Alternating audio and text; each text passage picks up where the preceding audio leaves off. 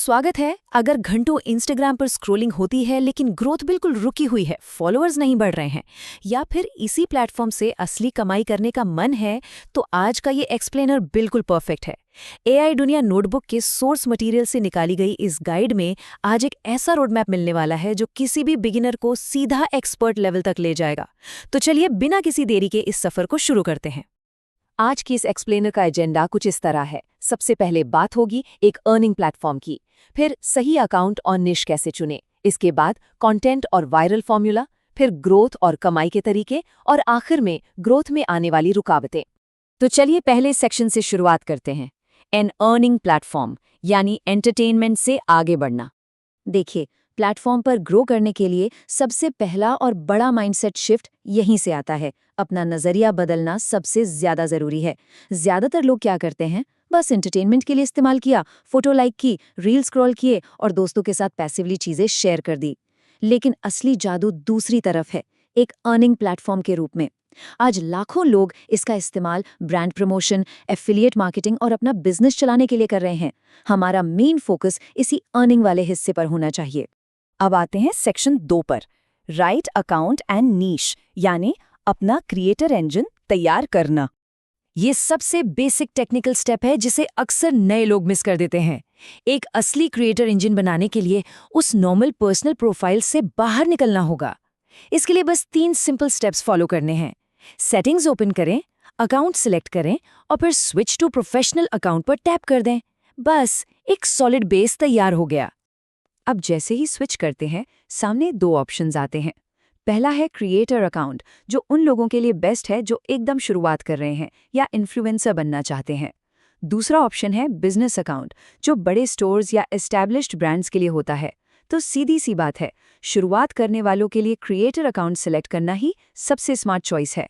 Account setup तो हो गया, लेकिन इसके बाद एक बहुत बड़ी गलती होती है, बिना सोचे समझे रैंडम कंटेंट पोस्ट करना। ऐसा बिल्कुल नहीं करना है। एक नीश यानी एक खास टॉपिक चुनना बहुत जरूरी है।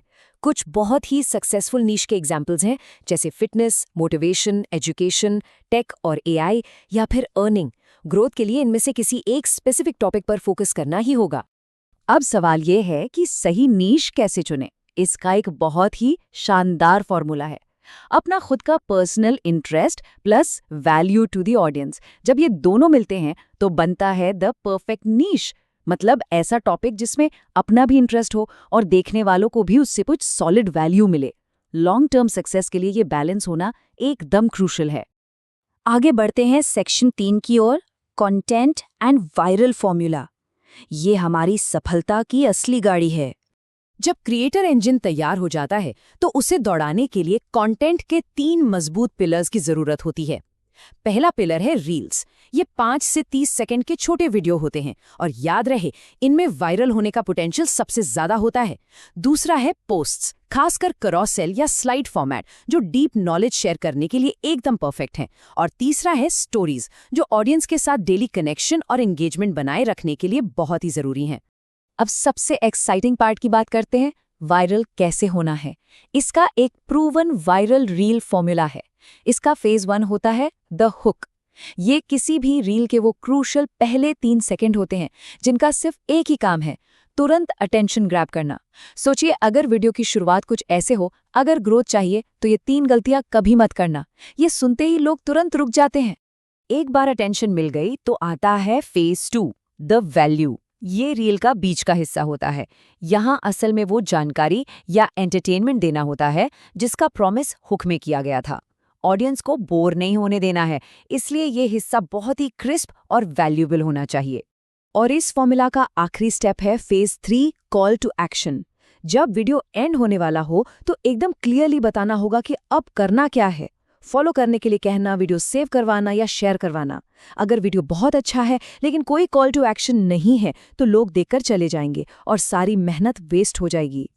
अब आते हैं सेक्शन 4 पर, ग्रोथ एंड अर्निंग मेथड्स, यानी इस सफर में फ्यूल डालना। कंटेंट रेडी है, लेकिन एल्गोरिदम को ट्रिगर करने और फॉलोअर्स बढ़ाने के लिए ये 5 गोल्डन रूल्स हमेशा याद रखने हैं। पहला, डेली 1 से 2 रील्स पोस्ट करनी है। दूसरा, ट्रेंडिंग ऑडियो का इस्तेमाल करना है।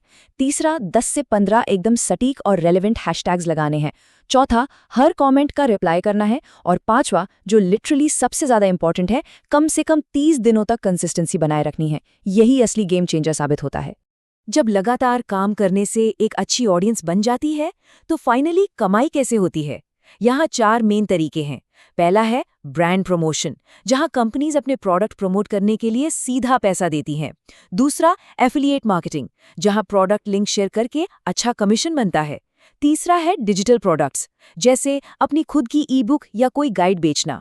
और चौथा तरीका है फ्रीलांसिंग, मतलब अपनी वीडियो एडिटिंग या ग्राफिक डिजाइन जैसी स्किल्स दूसरों को ऑफर करना। अब बढ़ते हैं हमारे आखिरी सेक्शन की तरफ, सेक्शन 5, ऑब्स्टिकल्स इन ग्रोथ, यानी रुकावटों से बचना।